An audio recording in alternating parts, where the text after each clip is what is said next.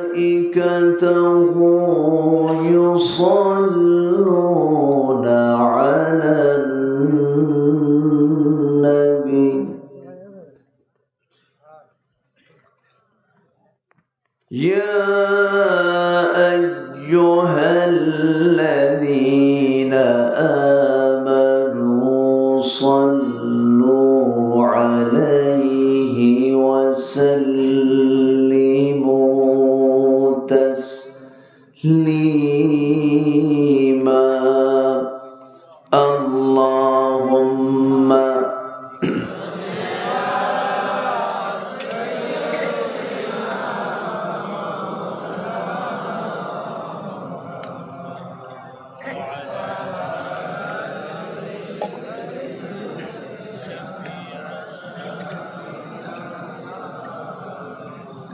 একটু মহব্বত দিয়ে নবীর প্রেমে মাতোয়ারা হয়ে জবান খুলে জোরালো কণ্ঠে সবাই বলুন আল্লাহুম্মা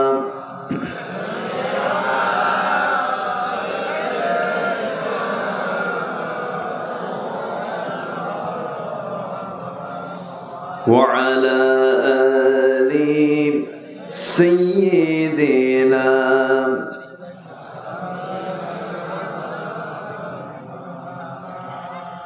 তায়েফের কথা ভেবে কাঁদে শুধু দুনয়ন এমন দরদি পেতে কাঁদে মন অনুক্ষণ কাঁদে মন অনুক্ষণ ওহুদে দাঁতহারা আহমদ যখন লৌহ মাখা কিয়ামতে উঠবে তখন জিহাদ না করে কিভাবে দেখাবে তুমি চাঁদ চেহারা রূপে ওয়াতুল আল্লাহুম্মা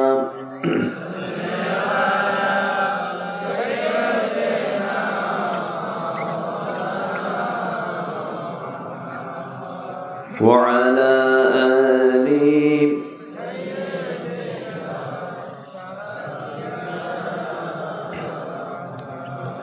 সবাই বলুন বালাগাল উলা বিকামালিহি কাশাফাত তুজা বিজামালিহি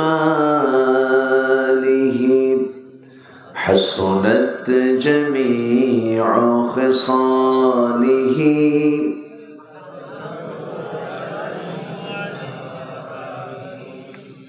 सूरत यूसुफ बिदारी हिकमत लुक़मान इमाम क़ारिए क़ुरआन बारी ये है दिले सादिमान इमाम बलगल उला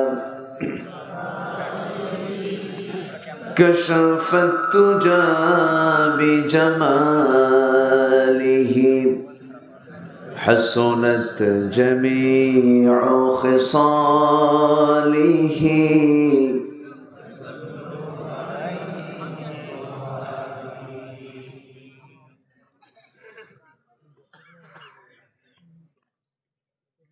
উত্তরবঙ্গের গেটওয়ে বগুড়া জেলার আদমদীঘি উপজেলার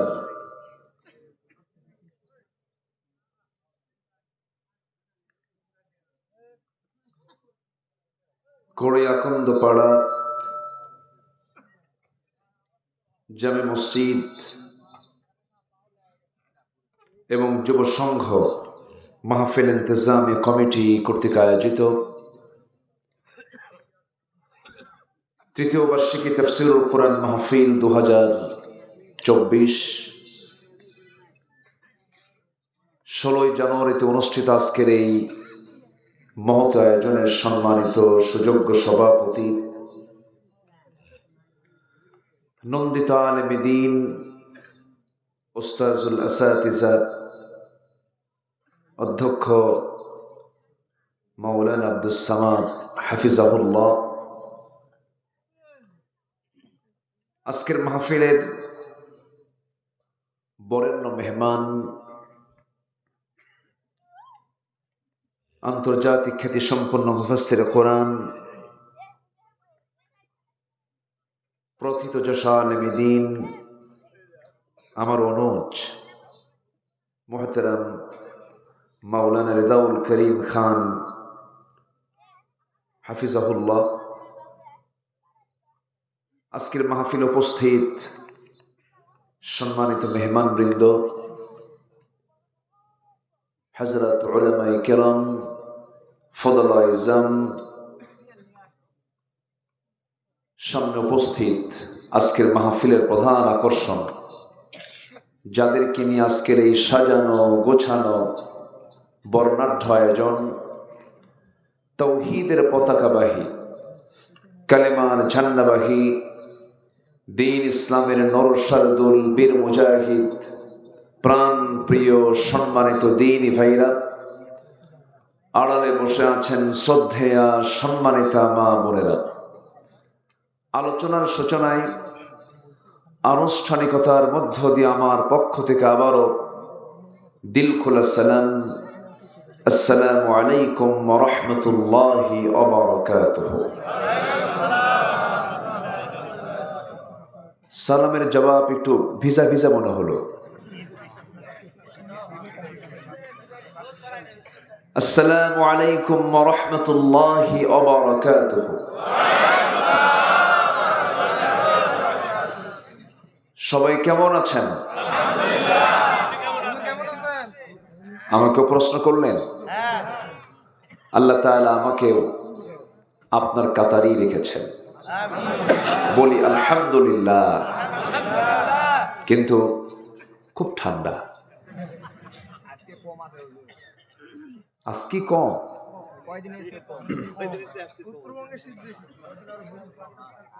এই প্রচন্ড ঠান্ডা চলছে, সূর্য হেরে গেছে,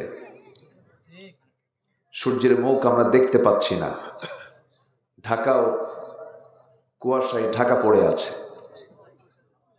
এই বৈরী আবহাওয়ার মাঝে যারা এসেছেন এক একজন বীর মুজাহিদের ভূমিকা পালন করেছেন। এই মাহফিলে হয়তোবা 20 মাইল 25 মাইল দূর থেকে হয়তো অনেকে আসতেন, কিন্তু এই বৈরী আবহাওয়া হাত বাইরে রাখলেই ঠান্ডা হয়ে যায়। এই প্রতিকূল পরিবেশে হয়তো অনেকে আসতে পারেন নাই। যারা আসতে পেরেছে এমন সুন্দর জান্নাতের টুকরায় যিনি সুযোগ দিলেন, যিনি তৌফিক দিলেন, সেই মহান জাল্লা শানুর দরবারে আমরা সবাই লাখো কোটি সাজুদ শুকর আদায় করি, মুহাব্বাতান বলে উঠছি আলহামদুলিল্লাহ। চিৎকার মেরে উঠছে, বলছে আল্লাহুম্মা ইন্নী আসআলুকা আল হুদা ওয়াত তুকা ওয়াল আফাফা ওয়াল গিনা।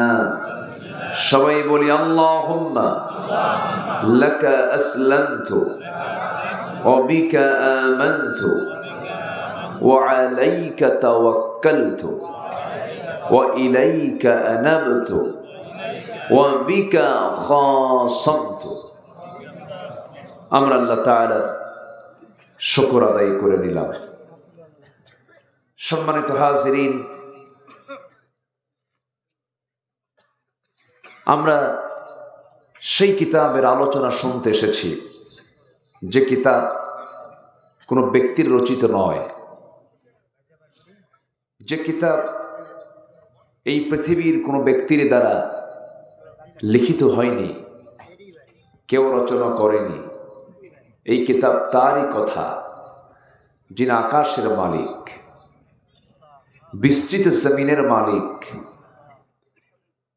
প্রদীপ্ত সূর্যের মালিক, আলোকিত চাঁদের মালিক, সাবআতু আবহুর সাত সমুদ্রের মালিক সেই মহান রবের কালাম এই কিতাব। এর মধ্যে যা আছে সব কার কথা? আসতে বলবেন না, কার কথা? আল্লাহর কথা। মাইকের আওয়াজ আমি কোনো মজা পাচ্ছি না, এটা কর্কশ কর্কশ আওয়াজ, এটা মিষ্টি মিষ্টি ভাব হবে, কিন্তু মনে হচ্ছে যে মানে কোনো। সম্মানিত ভাইয়েরা, মহান রব্বুল আলামিন আদম থেকে নিয়ে আমার বিশ্ব নবী পর্যন্ত যত পয়গম্বর পাঠিয়েছেন, সব নবী এবং রাসূল খালি হাতে কেউ পৃথিবীতে আসেন নাই, সবাই এসেছেন সাথে কিতাব নিয়ে।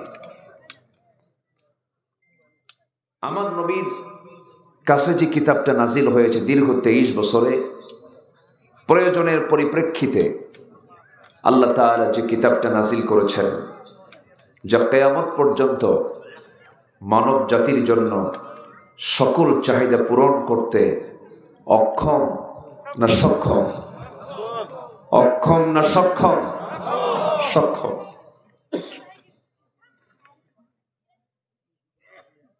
যে কিতাব মহাবিশ্বের সবচেয়ে আশ্চর্য একটি কিতাব, যা সব তথ্য বলে দেয়। যে যে লেভেল থেকে কিতাবকে জানতে চায়, সেই লেভেল থেকেই সে কিতাবকে বুঝতে পারে। একজন লয়ার, একজন আইনজীবী আইন নেবে পাবে, রাষ্ট্রনায়ক রাষ্ট্রের পদ্ধতি নেবে পাবে, একজন বিজ্ঞানী সায়েন্স নেবে পাবে, একজন সাহিত্যিক সাহিত্য নেবে পাবে, একজন কবি কবিতা নেবে পাবে, একজন গবেষক গবেষণা নেবে পাবে। এক কথায় মানব জীবনের যতগুলো দিক এবং বিভাগ আছে সব কিছু বলে দিয়েছেন যে কিতাবে। সেই কিতাবের নামটা বলুন তো সবাই, বলুন সবাই। আমার সম্প্রতি কাতারে একটা প্রোগ্রাম ছিল, কাতারের সেমিনার ছিল। তো কাতারের ক্যাপিটাল সিটি দোহা থেকে আমি ঢাকা আসছিলাম।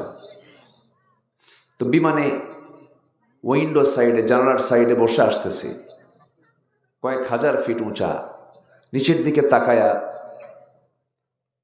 আগেও দেখেছি, লক্ষ্য করলাম বিশাল একটা মেঘমালার স্তর। চোখ যত দূর যায় মেঘমালার স্তর তত দূর পর্যন্ত দেখা যায়। তো মনে মনে ভাবলাম, আল্লাহ, এই মেঘমালাকে তুমি আল্লাহ মহাশূন্যে যে রেখেছ, এটার কি ওজন আছে নাকি? আমি জানতাম না।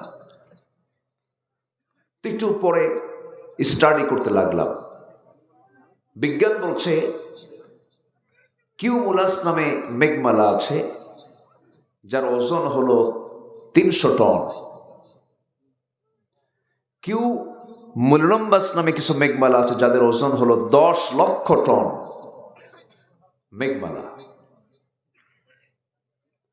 এই যে বিশাল ওজনের মেঘমালা মহান রব্বুল আলামিন আকাশে উত্থিত করেছেন, রেখে দিয়েছেন। কোনদিনকে দেখতে পেয়েছি নাকি আমরা সেই মেঘমালাগুলো ভেঙে পড়েছে? তা কিন্তু দেখি নাই। সঙ্গে সঙ্গে চিন্তা করলাম, আল্লাহ, বিজ্ঞান তো বলছে মেঘমালার ওজন আছে, তোমার কালামে তুমি কি বলেছ? আল্লাহ রাব্বুল আলামিন এক জায়গায় বলছেন, হুয়াল্লাযী ইউরীকুমুল বারকা খাওফান ওয়া তামআন ওয়া ইউনশিস সাহাবাস সিকাল। তিনি সেই মহান প্রভু, তিনি সেই মহান রব, যিনি আকাশে উত্থিত করেন ঘন ভারী মেঘমালা। তাহলে এখন বলুন, বিজ্ঞান কি প্রমাণ করলো না কোরআন থেকে ধার নিল? কোরআন থেকে ধার নিয়েছে। আমার ভাইয়েরা, এই বিষয়ে যদি কথা বলতে যাই ঘন্টার পর ঘন্টা লেগে যাবে। এক কথায় পৃথিবীর সকল জ্ঞানের মূল সোর্স হলো কোরআন। কোরআন দিয়ে বিজ্ঞান যাচাই হবে, কোরআন দিয়ে পৃথিবীর সব কিছু যাচাই হবে, কিন্তু বিজ্ঞান দিয়ে কখনো কোরআন যাচাই হবে না। ঠিক কিনা? সেই মহাগ্রন্থ কোরআনে কারীমের গুরুত্বপূর্ণ একটি সূরা, সূরাতুল হুজুরাত থেকে আমি শেষ দিকে কয়েকটা আয়াতে কারীম আমি তেলাওয়াত করেছি।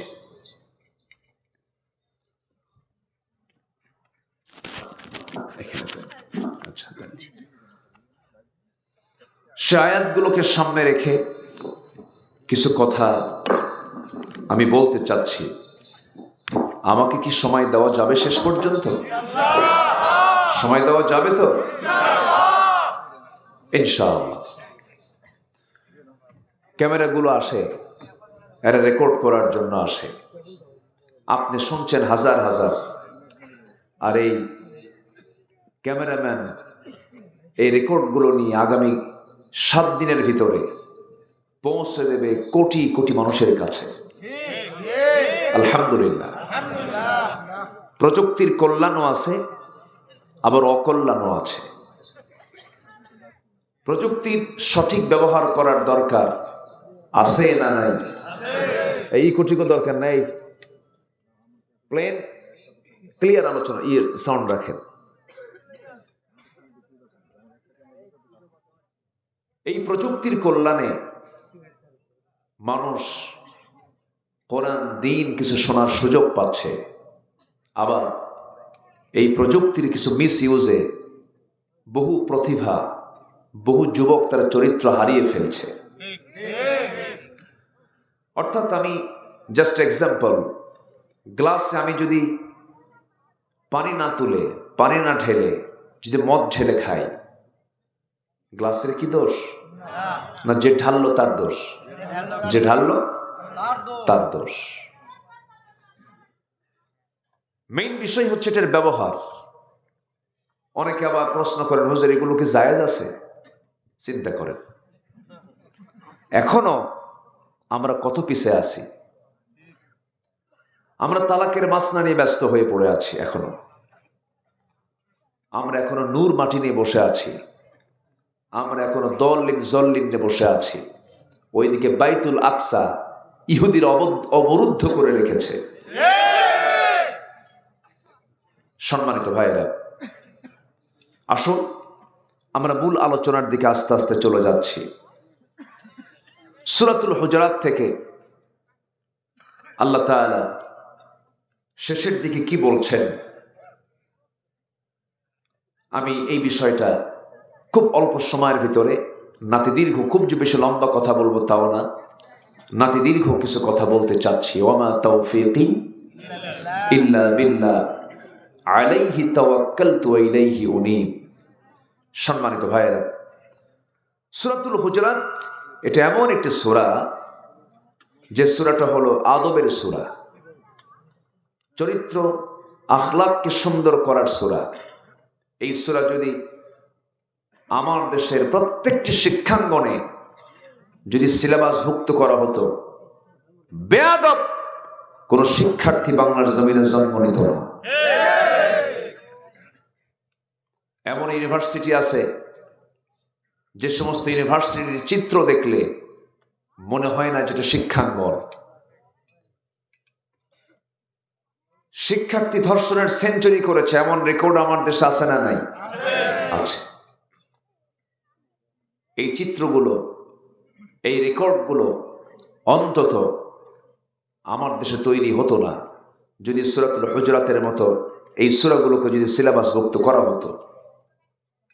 আজকে শিক্ষার হার বেড়েছে,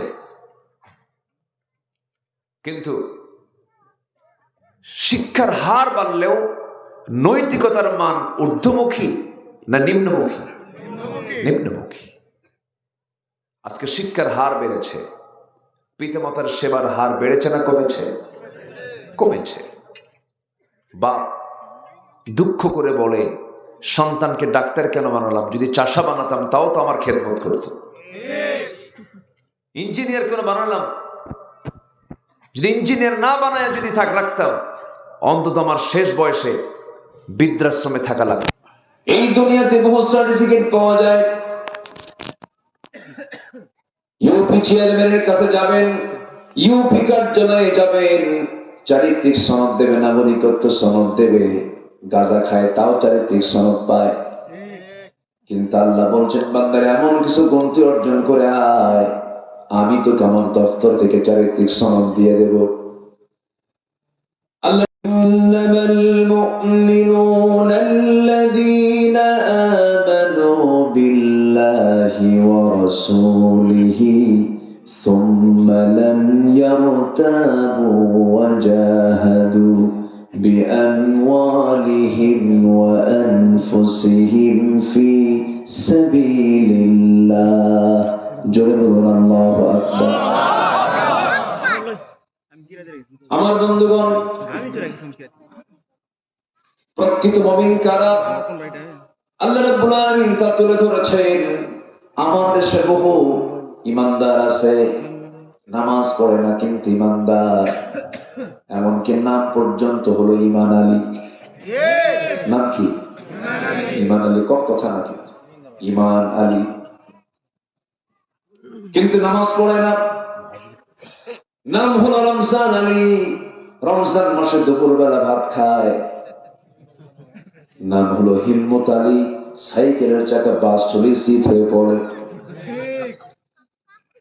নাম হলো আতর আলী, গোটা গায়ে গাছের গন্ধ। নাম হলো বাদশাহ মিয়া, ভিক্ষা করে খায়।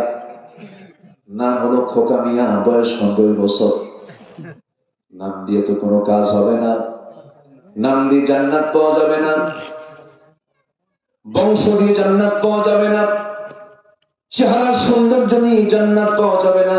মহান রব্বুল আলামিন সুন্দর করে বলছেন, ইন্না খলাকনাকুম মিন যাকারিন ওয়া উনসা ওয়া জাআলনাকুম শুউবান ওয়া ক্বাবাইলা লিতাআরাফু ইন্না আকরামাকুম ইনদাল্লাহি আতকাকুম। জোরে বলুন আল্লাহু আকবার। তোমাদের ভিতরে কোন এমপি, মন্ত্রী, সচিব, জজ, ব্যারিস্টার, মেজর, জেনারেল কেউ আমার কাছে দামি নয়। কোন বংশগত কৌলিন্য আমার কাছে কোনো প্রাধান্য পাবে না। আমার কাছে সেই বান্দাই প্রাধান্য পাবে তোমাদের মধ্যে যে বান্দা আমি আল্লাহ আমাকে সবচাইতে বেশি ভয় করবে। জোরে বলুন সুবহানাল্লাহ। নাম্বার 4, কাউকে উপহাস না করা, লা ইয়াসখার, কাউকে খাটো চোখে না দেখা, হাসাহাসি না করা, টিটকারি না করা, যাকে তাকে ছোট না মনে করা। নাম্বার 6 হলো ওয়ালা তালমিজু, অপমান না করা, ওয়ালা তানাবাজু, একে অপরের প্রতি দোষারোপ না করা। নাম্বার 8 হলো কাউকে তার নেতিবাচক অনুমান ধারণা করা। নাম্বার 9 হলো একে অপরের গোপনীয় জিনিস নিয়ে গুপ্তচর বৃত্তি করা। নাম্বার 10 হলো গীবত করা। এই 10টা অপকর্ম থেকে আমরা যদি নিজেকে পরহেজ রাখতে পারি, ওই বান্দার চরিত্র হবে ফেরেশতার চরিত্রের মতো। বলি আলহামদুলিল্লাহ। 4 দোকানগুলো বসে রাস্তার মোড়ে মোড়ে, ত্রিমোহনী, চৌমোহনী, তেমুখী, 4 মাথার মোড়ে যে 4 দোকানগুলো, আমি এই দোকানগুলোর নাম দিচ্ছি হলো গীবতখানা। ঠিক কিনা? কি খানা? গীবতখানা। কোনো কাম নাই, সারাদিন শুধু তুমি কি জানো ও না এই, ও না এই, ও না এই করছে, এগুলো বাদ দেই। মুখে রাখি কার জিকির, মুখে রাখি কার জিকির? আল্লাহ। আমার ভাইয়েরা, একটু মনোযোগ দিয়ে শুনুন। আল্লাহ রাব্বুল আলামিন সূরা হুজরাতে 15 নম্বর আয়াতে বলছেন, প্রকৃত মুমিন তো তারাই যাদের মধ্যে 3টা গুণ থাকবে, আমি আল্লাহ তাদেরকে চারিত্রিক সনদ দিয়ে দেব। নাম্বার 1 হলো ইন্নামাল মুমিনুনা আল্লাযীনা আমানু বিল্লাহি ওয়া রাসূলিহি। প্রকৃত ইমানদার তো তারাই যারা ঈমান আনবে আল্লাহর উপরে, নবীর উপরে। আল্লাহকে মানলাম, রাসূলকে মানলাম না তা হবে না। রসুলকে মানলাম, আল্লাহকে মানলাম না, তা হবে না। রসুলকে মানতে হবে, আল্লাহকে মানতে হবে, আল্লাহকে বিশ্বাস করতে হবে, রসুলকে বিশ্বাস করতে হবে। আল্লাহর প্রতি যে বিশ্বাস, সেই বিশ্বাস করার জন্য কোরআনটা বেশি করে পড়তে হবে, কারণ আমরা আল্লাহকে বিশ্বাস করে নিয়েছি, দেখে না না দেখে। আসতে বলে, দেখে না না দেখে। আল্লাহকে দেখা যায়? এই দুনিয়ার কেউ দেখতে পেয়েছে? আমরা কেউ দেখতে পেয়েছি? আমার দেশে কিছু দরবারের ভণ্ডরা দেখে, কিছু ভণ্ড দরবার বলে যে আমি আল্লাহর দেখি। যাই হোক, যে বাগি হোক, আল্লাহকে নাকি দেখে। কিচ্ছু না, ১.৫ হাতের লাঠির বাড়ি দরকার, সব সোজা হয়ে যাবে। দরবারের বহু জায়গায় শুনে যে অমুক দরবার নাকি গায়েব জানে। গায়েবের মালিককে? আসতে বলবেন না, গায়েবের মালিককে। পৃথিবীর কেউ গায়েব জানে? ইভেন আমার রসুলও জানতেন না, আমার রসুলও জানতেন না। ছোট্ট একটা কথা আমার মনে পড়লে বলি। আমার রসুল যদি গায়েব জানতেন তাহলে তিনি আগেই বলে ফেলতেন। ছোট্ট একটা ঘটনা এখানে যোগ করে দিতে চাই। আমার নবীজি, তিনি জীবনে বিয়ে করেছেন এক না একাধিক? বলুন, এক না একাধিক? একাধিক বিয়ে করেছেন। কিন্তু খাদিজা যতদিন ছিলেন নবীজির ঘরে কয়জন স্ত্রী ছিল? একজন। এবং 24 বছর সংসার করেছেন আম্মাজান খাদিজার সাথে, দ্বিতীয় কোনো বিবাহ করেন নাই। তাহলে রাসূল যে বিয়েগুলো করেছেন 50 বছর পরে এসে বাকি বিয়েগুলো করেছেন। এখন বলেন তো, মানুষের যৌবন কি 50 বছর পরে আসে? প্রথম বিয়ে করলেন একজন বিধবা নারীকে, যিনি আমার নবীর চাইতে 25 বছরের বড়। 40 বছরের একজন নারীকে তিনি বিয়ে করলেন। সম্মানিত ভাইরা, তাহলে আমার রাসূল বিয়ে করেছেন যৌন চরিতার্থ করার জন্য নয়। আমার রাসূল বিয়ে করেছেন আল্লাহর হুকুমকে ফলো করার জন্য। আসতে বলবেন না, জোরে বলুন ঠিক কিনা? না জেনে না বুঝে রাসূলকে নিয়েও এদেশের কিছু বুদ্ধিজীবী নামের নাস্তিকজীবী, বদমাইশ, কুলাঙ্গার, রাসূলকে নিয়েও তারা বাজে কথা বলতে, মানে চুল পরিমাণ তাদের বুকে একটু কম্পন সৃষ্টি হয়নি। রাসূলকে নিয়েও তারা বাজে কথা বলেছে। রাসূলকে বলেছে তারা জেনাকার মুহাম্মদ। জোরে বলুন নাউযুবিল্লাহ।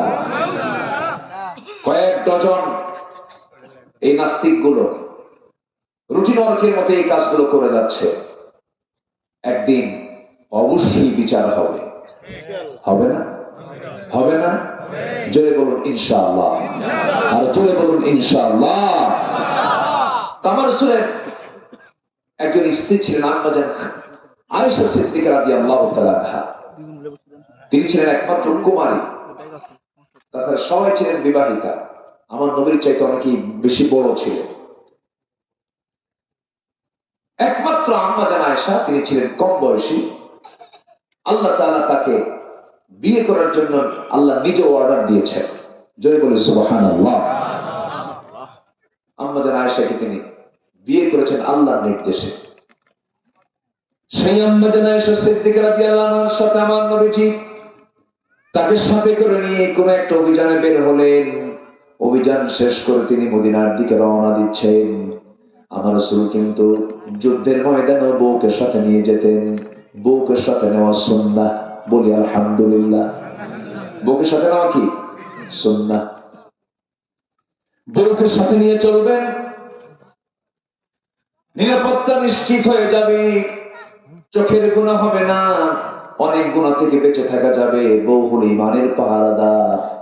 রাসূল বউকে সাথে নিয়ে চলেছেন। ধরুন আপনার বউকে নিয়ে আপনি কোড়ই থেকে চাপাপুর যাবেন অথবা মরুইল যাবেন, ভ্যানে চলেছেন।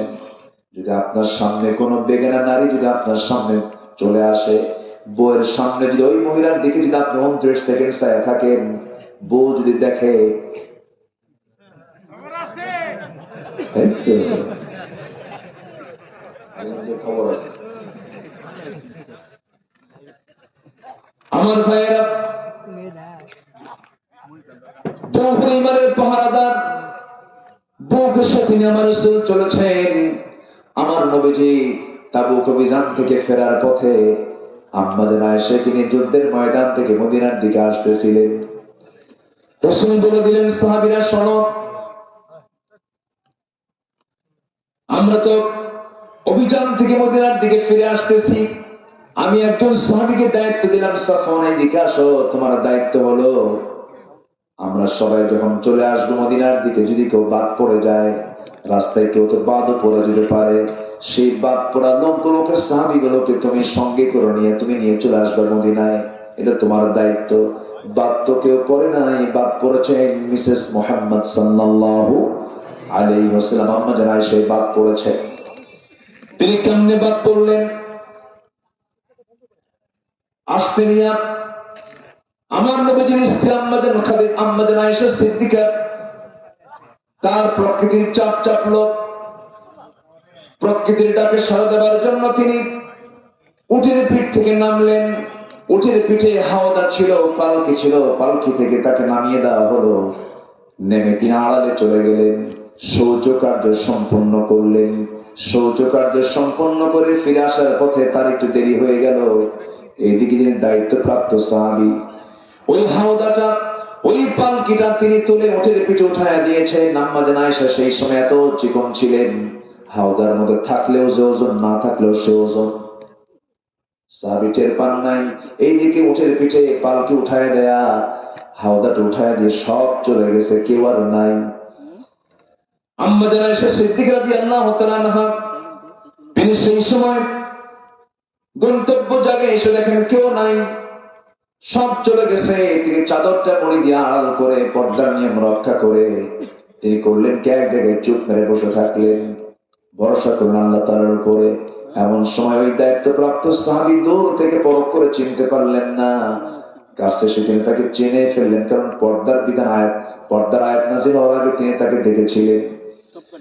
সঙ্গে সঙ্গে সেই সাহাবী সাফওয়ান বলছেন, আম্মা জান, আপনার কোনো টেনশন নাই, রাসূল তো আমাকে দায়িত্ব দিয়েছেন, আমি আপনাকে আমার নিজ দায়িত্বে আপনাকে নিরাপদে মদিনায় রাসূলের ঘরে আমি আপনাকে পৌঁছায় দেব। রাতের বেলা ঘোড়ার পিঠে করে অত্যন্ত যত্নের সাথে, সম্মানের সাথে আমার রাসূল ইসলাম আম্মা জান আয়েশাকে সাহাবী করলেন কি, মদিনা পর্যন্ত নিয়ে আসলেন, নবীর ঘরে পৌঁছায় দিলেন। কিন্তু এই কথা যখন মুনাফিকদের কানে চলে গেছে, মুনাফিকরাই ছোট্ট বিষয়গুলোকে বড় করে, তিলও নয়, কোনো কিছু হয় না, তিলকে তাল নয়, অনস্তিত্ব একটা বিষয় অস্তিত্ব বানায় ফেলছে। গোটা রাত ধরে, তোমরা কি জানো, গোটা রাত ধরে আয়েশা একজন পর পুরুষের সঙ্গে ঘোড়ার পিঠে চড়ে চলে আসছে, তার শরীরটা নষ্ট হয়ে গেছে, এমন জাতীয় কথাগুলো মুনাফিকরা সমাজে ছড়িয়ে দিল।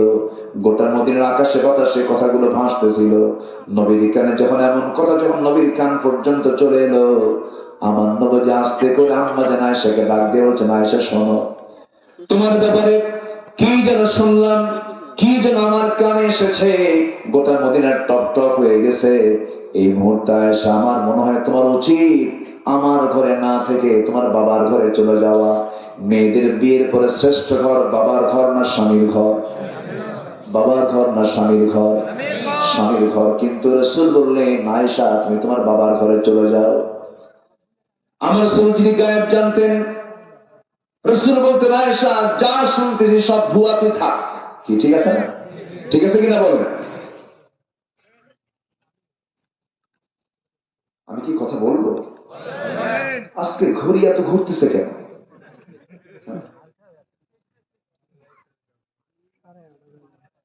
এত সুন্দর মানুষ আপনারা, বলি আলহামদুলিল্লাহ। আমার নবীজি বলেন, আয়েশা তুমি চলে যাও, তোমার মার বাড়িতে চলো, বাবার বাড়িতে চলে যাও। আম্মা জান আয়েশার চোখে পানি, আমার নবীর চোখেও পানি, কারণ অশান্তিতে। আর অশান্তি সৃষ্টি করলো কারা বলেন তো? মুনাফিক। তো আমার দেশে নাই, আসতে কর, মুনাফিক আছে না নাই? মুনাফিকদের ভরা।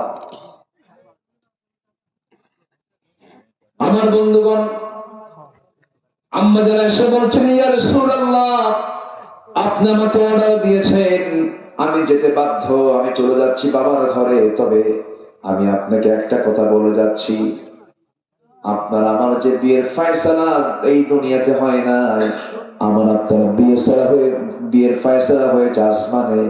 সেই আসমানের মালিক মহান রব্বুল আলামিনের কাছে আমি সব কিছু ন্যস্ত করে দিলাম। আমি আল্লাহর প্রতি সবকিছু নির্ভরশীল হয়ে গেলাম। এই কথা বলি আম্মা জায়েশা চলে গেলেন বাবার বাড়িতে। বাপ ভালো করে কথা বলে না, মা ভালো করে কথা বলে না। আম্মা জায়েশা সেজদায় পড়ে পড়ে চোখের পানি ফেলে ফেলে কাঁদতে কাঁদতে নখের মতো শুকনা হয়ে গেলেন। আমার নবীজি ঘুমাতে পারেন না, হাত আগায় দেন, রাতের বেলা ঘুমান, আয়েশা নাই, বুকটা খান খান হয়ে যায়, বালিশটা চোখের পানিতে ভিজে যায়। নবীও কাঁদেন, আম্মা জান আয়েশাও কাঁদেন, আর মুনাফিকরা হাসে। আলেমদের বিপদ হয়, মুনাফিকরা মিষ্টি খায়, মিষ্টি খা, হজম হবে না, ঠিক কিনা? আসবে দিন, আসবে না, আসবে না, আসবে না। আমার ভাইয়েরা, আমার নবীজির ঘুম হচ্ছে না, নবীজির মধ্যে পেরেশানি সৃষ্টি হয়ে গেছে। সাহাবীরাও কান্দে। আমার নবীজির প্রাণপ্রিয় স্ত্রী আম্মা জান আয়েশা সিদ্দিকা এত দামি একজন নারী ছিলেন, আল্লাহ তাআলা তার শানে একাধিক আয়াত নাযিল করে দিয়েছেন, যার চারিত্রিক সনদ আল্লাহ তাআলা নিজে দিয়েছেন। আম্মা জান আয়েশা বলেন, 9টা কারণে আল্লাহ তাআলা আমাকে শ্রেষ্ঠত্ব দান করেছেন। নাম্বার 1, আমি 9 বছর বয়সে নবীজির স্ত্রী হওয়ার সৌভাগ্য অর্জন করেছি। 13 বছর নবুয়ত হয়ে নবীর ঘরে পদার্পণ করেছি। নাম্বার 3, আমি জিবরাইলকে নিজের চোখে দেখেছি। রাসূল আমার ব্যাপারে বলেছেন, শরীর খাবার যেমন শ্রেষ্ঠ খাবার, আমার আয়েশা হলো শ্রেষ্ঠ আমার স্ত্রী, আমি আয়েশাকে দারুণ ভালোবাসি। নাম্বার 4 হলো, আমি যখন নবীর সঙ্গে একই চাদরের নিচে, যখন একই কাঁথার নিচে যখন শুয়ে থাকতাম, জিবরিল আমিন ওহী নাযিল করতেন, আমি থাকা অবস্থায় আমি আয়েশা নিজেকে ধন্য মনে করি আমি নিজের চোখে জিবরাইলকে দেখেছি। জোরে বলি সুবহানাল্লাহ। আম্মা জান আয়েশা বলেন, আমি নিজেকে ধন্য মনে করি, রাসূল যখন অসুস্থ হয়ে পড়লেন, কারো ঘর তিনি পছন্দ করেন নাই, রাসূল শুধু অসুস্থ হয়ে আমার ঘরে ঢুকে বলছেন, আয়েশা প্রচন্ড মাথা ব্যথা, আমাকে একটু মাথায় পানি ঢেলে দাও। আমি আয়েশা নিজেকে ধন্য মনে করি, আমার উরুতে মাথা রেখে রাসূলকে শোয়ায় দিয়েছি, মাথার চুলে পানি দিয়েছি, সেবা করেছি। নাম্বার 6 হলো, রাসূল আমার কাছে বলেন, আয়েশা মুখটা কেমন যেন দুর্গন্ধ মনে হচ্ছে, আমার মুখে কেমন যেন গন্ধ মনে হচ্ছে, একটা মেসওয়াক কিনে দাও তো। মেসওয়াক কিনে আনবেন, কেমনে উঠতে পারছেন না, এমন সময় তিনি করলেন কি, তার ভাইকে ডাক দিলেন, ভাইকে বলছেন, ভাই একটা মেসওয়াক কিনে দাও। মেসওয়াক কিনে দেওয়া হলো। মেসওয়াকের আগা ছিল শক্ত শক্ত, আম্মা জান আয়েশা করলেন কি, তার শক্ত তাতে চাবায় চাবায় নরম করে দিলেন। নবীর হাতে যখন মেসওয়াকটা দিলেন, আমার নবীজি মুস্কি হাসি মেরলেন, মুস্কি হাসি মেরে মেসওয়াক দিয়ে দাঁত পরিষ্কার আগে না করে মেসওয়াকের আগায় লেগে থাকা আম্মা জান আয়েশার মুখের থুতুগুলো রাসূল চুষে চুষে পান করছেন। চুষে চুষে পান করে এবার মেসওয়াক শুরু করলেন। মেসওয়াক সম্পূর্ণ হয়ে গেল। আম্মা জান আয়েশা বলেন, রাসূল বলছেন, আয়েশা আযান তো দিল, মুয়াজ্জিন বেলাল মসজিদে যাওয়া দরকার।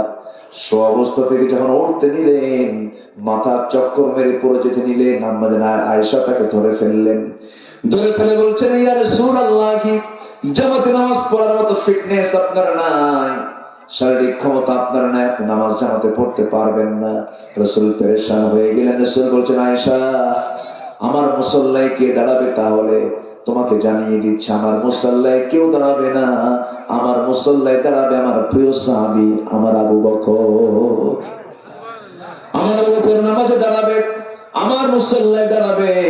আমার নবীজি মৃত্যুর পূর্বে ইঙ্গিত দিয়ে গেলেন, আমার পরে খলিফা কে হবে, নামাজের যে নেতৃত্ব দেবে সেই সমাজের নেতৃত্ব দেবে, যে নামাজের নেতৃত্ব দেওয়ার উপযুক্ত নয় সে সমাজের নেতৃত্ব দেওয়ার উপযুক্ত নয়। আসতে কম কেন, আসতে কম কেন? নেতৃত্ব আসতে হবে মসজিদ থেকে। যাদের নামাজ পড়ার যোগ্যতা নাই, যাদের নামাজের নেতৃত্ব নাই, ওই নেতৃত্বের মুখে আমার জুতা মারি,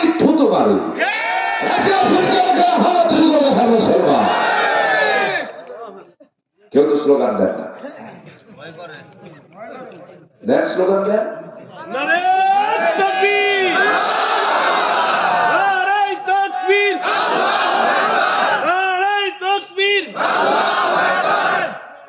আল কোরআনের আলো, কোরআন হাদিস যেখানে, কোরআন নাই যেখানে, নারায়ে তাকবীর। এই আওয়াজের দরকার আছে না নাই? এই আওয়াজ কেউ কিন্তু ভয় পায়, ভয় পায় না? ভয় পায়। এই আওয়াজের মধ্যে একটা মেজাজ আছে, একটা নুসরাত আছে, একটা সাহায্য আছে। কার? কার সাহায্য আছে বলেন? আল্লাহর সাহায্য আছে। সম্মানিত ভাইরা, আমার নবীজি আম্মা জান আয়েশাকে বাবার বাড়ি পাঠায় দিলেন। কাদের ষড়যন্ত্র? কাদের ষড়যন্ত্র বলেন? মুনাফিকদের। এই ঘটনাটা নিয়ে এসছি আমি হলো ইমানের আলোচনা করতে নিয়ে। রাসূল যে গায়েব জানতেন না, এই প্রেক্ষাপটটা আমি এই জন্য নিয়ে আসছি। যখন প্রেক্ষাপট চলে আসলো, ফিনিশিং দিয়ে যাই, আমার নবীজি আম্মা জান আয়েশাকে এত পছন্দ করতেন, রাসূল তার জীবনের শেষ নিঃশ্বাস ত্যাগ করেছেন আম্মা জান আয়েশার কোলে। আম্মা জান আয়েশা বলেন, নিজেকে ধন্য মনে করি, রাসূল যখন মারা যাবেন আমার উরুতে শোয়া ছিলেন। প্রচন্ড মাথা ব্যথা, শরীর ঘামতেছিল, প্রচন্ড জ্বর, গায়ে হাত দেওয়া যায় না। জ্বর সুন্নাহ, মাথা ব্যথা হওয়া সুন্নাহ। রাসূল জ্বরাক্রান্ত ছিলেন, মাথা ব্যথা রোগী ছিলেন। এবং সেই সময় একটা বিষয় যোগ হলো, সেটা হলো আমার নবীর খাবারের মধ্যে ইহুদিরা বিষ মিশ্রণ করেছিল। দুজন সাহাবী সেই জায়গায় স্পট ডেট হয়ে গিয়েছিলেন, তারা দুজন সেখানে শহীদ হয়েছিলেন। আমার নবী বেঁচে ছিলেন, কিন্তু যে বিষ প্রয়োগটা ইহুদিরা করেছিল, মৃত্যুর পূর্বে সেই বিষের বিষক্রিয়া সৃষ্টি হয়েছিল। আমার বন্ধুগণ, নবীজির দেহের মধ্যে যারা বিষ ঢুকানোর চেষ্টা করে, ইহুদির বাচ্চারা আজও দুনিয়াতে আছে না নাই? আসতে বলবেন না, আছে না নাই? এই ইহুদিরা অসংখ্য পয়গম্বরকে দুনিয়া থেকে বিদায় করে দিয়েছে। যারা নবীদেরকে ছাড়ে না, তারা কি আমাদেরকে ছাড়বে নাকি? তারা কিন্তু আমাদেরকে ছাড়বে না। বাইতুল আকসা মুসলমানদের হাতে আসবে। জোরে বলি ইনশাআল্লাহ, আরো জোরে বলি ইনশাআল্লাহ। আমার বন্ধুগণ, একটু কান লাগান, মনোযোগ দিয়ে শোনার চেষ্টা করুন। আম্মা জান আয়েশা বলেন, রাসূল যখন মারা যাবেন, নবীজি আমার ঘরে প্রচন্ড বিষক্রিয়া সৃষ্টি হয়ে গেছে। রাসূল একবার হোশ একবার বেহুশ, প্রচন্ড ঘামতেছেন আমার রাসূল। রাসূল যখন দুনিয়া থেকে বিদায় নেবেন, আম্মা জান আয়েশাকে ডাক দিয়ে বলছেন, আয়েশা, আমি তো দুনিয়া থেকে বিদায় নিয়ে নেব। আম্মা জান আয়েশা বলেন, আমি নিজেকে ধন্য মনে করি, রাসূল মারা যাচ্ছেন, আমার সঙ্গে তার সর্বশেষ কথা। এমন সময় হঠাৎ করে বলছেন, আয়েশা, আমার কলিজার টুকরা ফাতিমা কোথায়? নবীজি সবচেয়ে মেয়েদের মধ্যে সবচেয়ে বেশি পছন্দ করতেন, বেশি কাকে বলে? আসতে বলবেন না, কাকে? ফাতিমাকে। রাসূল মেয়েদেরকে খুব পছন্দ করতেন। ফাতিমাকে বিয়ে দিয়েছেন খুব গরিবের সাথে, কিন্তু বিয়ে দিলে হবে কি, আমার রাসূল কোনোদিন 3টা দিন পার হয় নাই ফাতিমার সঙ্গে দেখা করা তিনি বাদ দিয়েছেন। মেয়ে বিয়ে দিয়ে 3 দিন পার হতে দেন নাই, মেয়ের খবর নিয়েছেন ঘন ঘন। আজকের সমাজে কিছু কিছু বাপ আছে, মেয়েদের বাপ আছে, বিয়ে দিয়া ভাষণের মতো একখানা সালাম দিয়া জীবনও মেয়ের বাড়ি যায় না। আছে না? আসতে বলুন না, আছে না নাই? তাহলে ছেলের দিকে টান, মেয়ের দিকে একটু কম টানে। আছে কিন্তু, আছে না? মেয়েকে সম্পদ দেয় না, মেয়েকে সম্পদ দেয় না, কিন্তু উনি ওদিকে ট্রিপল হাজি। কি হাজি বলেন? ট্রিপল হাজি। হজ করতে যায়, হ্যাঁ হ্যাঁ, ডেলি বছর, হ্যাঁ, প্রত্যেক বছর হজে যায়। মেয়ের সম্পত্তি ছেলেকে রেখে দিচ্ছে। আছে না? ওটা কি হাসি না দুষ্ট? দুষ্ট। অনেক ভাই বোনকে সম্পত্তি বুঝায় দেয় না। আচ্ছা, আপনি কি বিরক্ত হচ্ছেন না? তখন হুজুর আপনি এগুলো কি করেন? এগুলো বললে তো সম্পত্তি বের হয়ে চলে যাবে। কি ও শুনতে আসলাম, সম্পদ বের হয়ে গেলে তো সমস্যা। এরকম চিন্তা আছে নাকি আপনাদের? বোনকে সম্পদ বুঝে দেয় না, খালি তাল বাহানা করে। বাপ মারা গেছে 1 যুগ আগে, লিযযাকারি মিসলু হাযযিল উনসাইন, সূরা নিসার 11 নম্বর আয়াত। সাইফুল ভাই উকিলরাও জানে তো, বন্টন করতে হয়। ছেলে যা পাবে মেয়ে তার অর্ধেক পাবে। কোরআন আগে মেয়ের অংশ বুঝে দিয়েছে। কোরআন আগে কার অংশ বুঝে দিয়েছে? মেয়ের অংশ। বাপ মারা যায়, এক যুগ হয়ে গেছে, মেয়ের সম্পত্তির হক হয়ে গেছে, অধিকারী হয়ে গেছে, ভাইরা জোর করে বোনের সম্পত্তিতে ধান লাগায়, সেই ধান গলায় ভরে, আর সেই টাকা দিয়ে হজে যায়। আছে না নাই? কেন এটা করা যাবে না? আবার মাঝে মাঝে বলে, বোনরা যখন এসে বলে, ভাই বহুদিন আগে বাপ মারা গেল, সম্পত্তি গুলো বুঝায় দাও। ভাইরা বুঝায় দেয় না। ভাই মাঝে মাঝে বোনকে পাশে বসায়, বসায় বলে, বোন একটা কথা বলি কি, অংশ নিলে কিন্তু ধ্বংস হয়। দেখছেন কি ওয়াজটা দিল? এটা কি কোরআন থেকে ওয়াজ না শয়তান থেকে ওয়াজ? হ্যাঁ, কায়দায় মারছে না? হ্যাঁ, বদমাইশ হইল। যা হোক তার কাছে দিয়ে দাও, নচেত তোমার জান্নাত বাজেয়াপ্ত হয়ে যাবে। জান্নাত কি হয়ে যাবে? এটা ঈমান। এটা কি বলেন? ঈমান। কোথায় কথা বলে আমার বন্ধুগণ। আম্মা জান আয়েশা সিদ্দিকা রাদিয়াল্লাহু আনহা বলেন, রাসূল যখন মারা যাবেন আমি নিজেকে ধন্য মনে করি। আমি আয়েশা রাসূলের সঙ্গে সর্বশেষ কথা বলেছি। ফাতিমার কথা তিনি বলেন, ফাতিমা আমার নবীর সামনে এসে দাঁড়ালেন। ফাতিমাকে আস্তে করে পাশে বসায় এক কানের মধ্যে মুখ ঢুকে দিয়ে আস্তে আস্তে বলছেন, মা কেঁদো না, কেঁদো না, তোমার কান্না আমার দারুণ শেল বেঁধে যায়। তোমার পিতা মুহাম্মদ কিছুক্ষণের মধ্যেই দুনিয়া থেকে বিদায় নিয়ে নেবে, আমি চলে যাব। আমি তোমাকে বলে যাচ্ছি, তুমি আমার দুনিয়ার জিন্দেগিতে যেমন কাছে কাছে ছিলে, কবরের জিন্দেগিতে আমি দুনিয়া থেকে বিদায় হলে তুমি আমার কাছাকাছি হয়ে যাবে, মানে আমার পরেই তোমার মৃত্যু হয়ে যাবে। ফাতিমার কান্না বন্ধ হয়ে গেল। মৃত্যুর কথা শুনলে মানুষ ভয় পায়, কিন্তু ইমানদার মৃত্যুর কথা শুনলে আরো খুশি হয়। কারণ মৃত্যু এমন একটা মাধ্যম, মৃত্যু না হওয়া পর্যন্ত আমার আল্লাহর সঙ্গে বান্দার কখনো দিদার হবে না। মৃত্যু আমাদের জন্য আনন্দের সংবাদ, বলি আলহামদুলিল্লাহ। আমার ভাইয়েরা, ফাতিমাকে রাসূল বিদায় জানায় দিলেন। রাসূল দুনিয়া থেকে বিদায় নেবেন। এর মাঝে রাসূল বলছেন, ও আয়েশা, আমি মনে হয় দুনিয়া থেকে বিদায় নিয়ে নেব, দেখো তো ঘরের মধ্যে কোনো কিছু আছে নাকি। তন্ন তন্ন করে খুঁজে কয়েকটা স্বর্ণের টুকরা বের হলো। রাসূল হাতের তালুতে নিয়ে বলছেন, আয়েশা, এতটুকু সম্পদ আমি দুনিয়ায় রেখে যেতে চাই না, এটা আমি আল্লাহর পথে দান করে চলে গেলাম।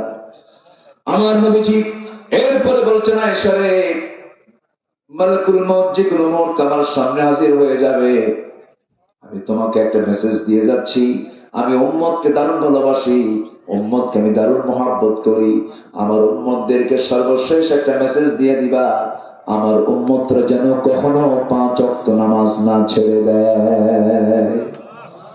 সবাই কি নামাজ পড়তে রাজি আছে নাকি? সবাই কি নামাজ পড়তে রাজি আছি? 5 ওয়াক্ত নামাজ পড়বেন কারা কারা? একটু হাত তুলে দেখান তো দেখি।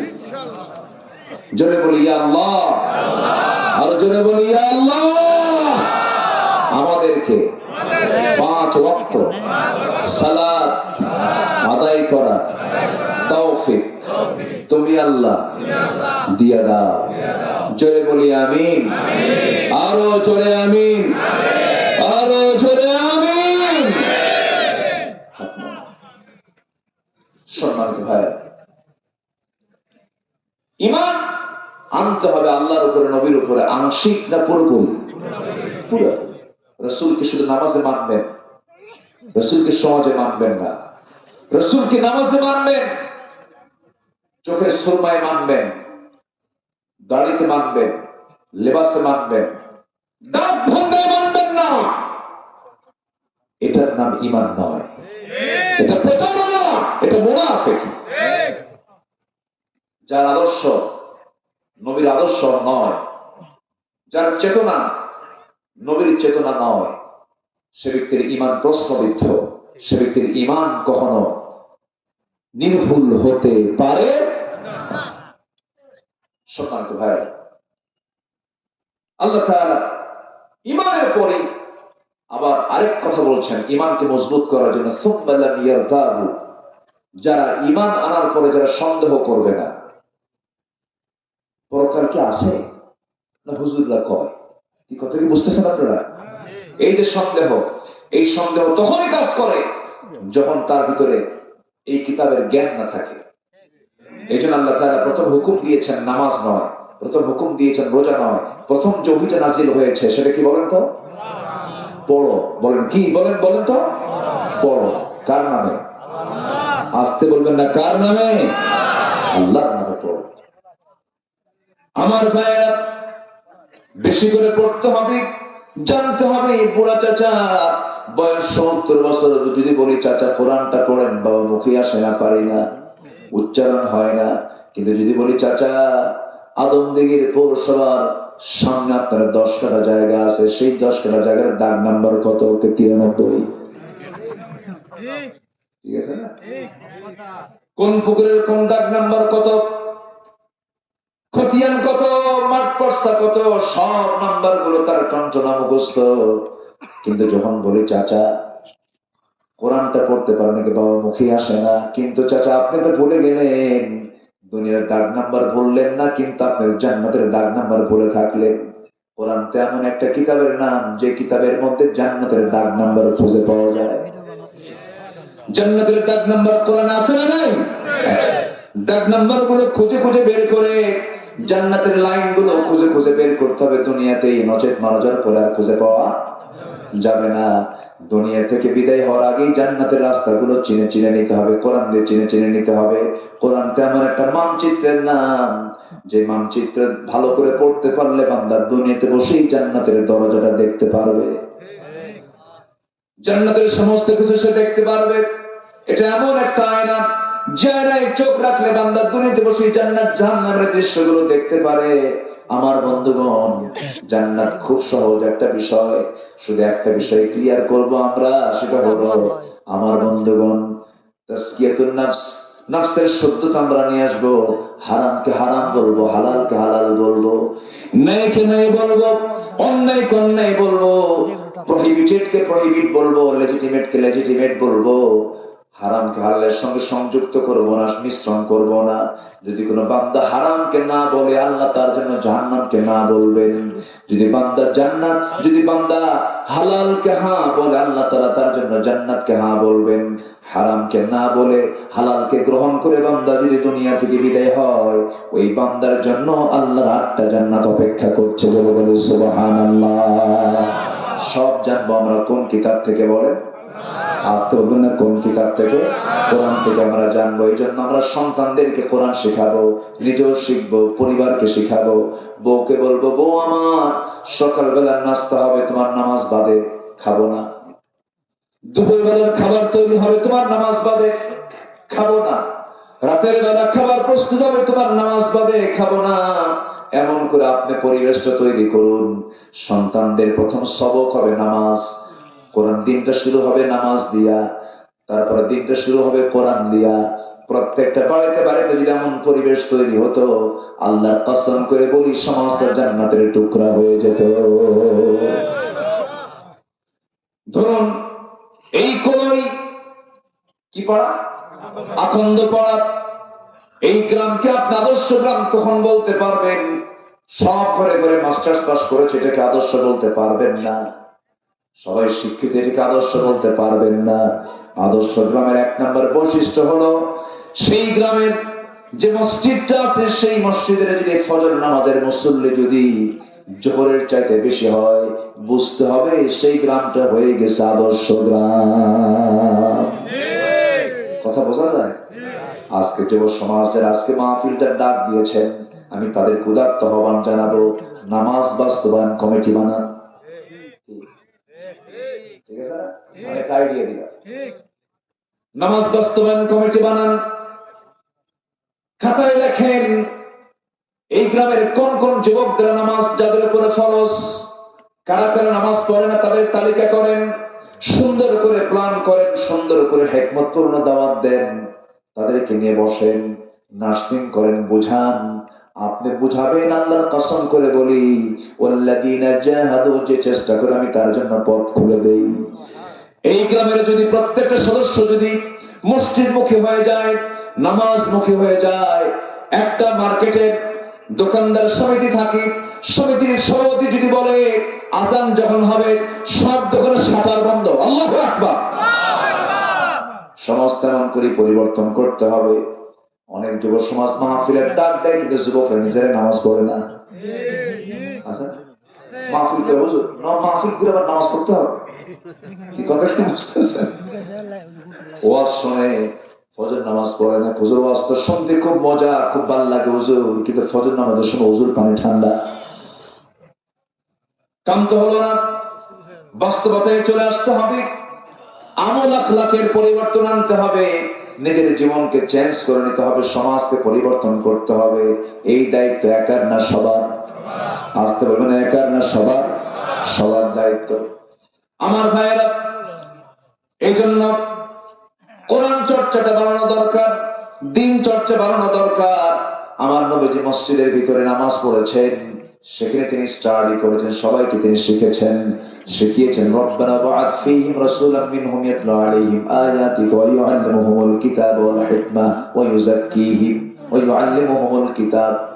আমার ভাইয়েরা, আমার বন্ধুগণ, নাম্বার 3 হলো, এক নাম্বার হলো ঈমান আনা, নাম্বার 2 হলো সন্দেহ না করা, নাম্বার 3 হলো আল্লাহ রাব্বুল আলামিন বলছেন ওয়াজাহাদু বিআমওয়ালিহিম ওয়া আনফুসিহিম ফি সাবিলিল্লাহ উলাইকা হুমুস সাদিকুন।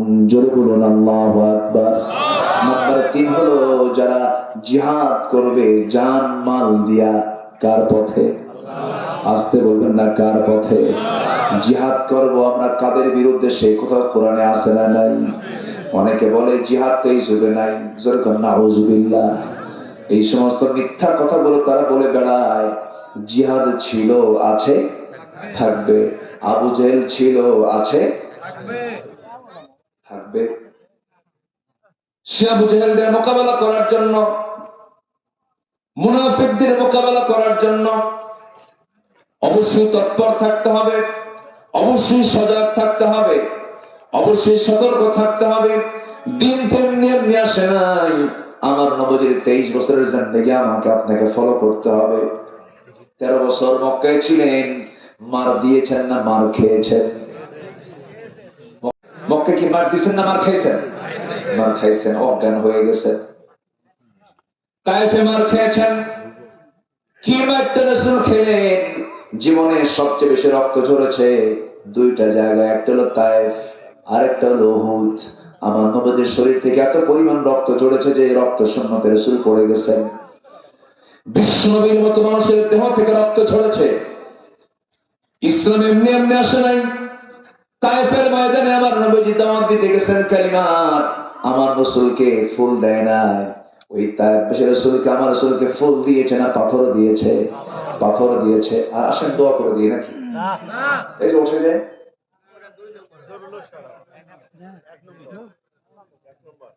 কি চাপ? চাপ চাপ, নিম্নচাপ।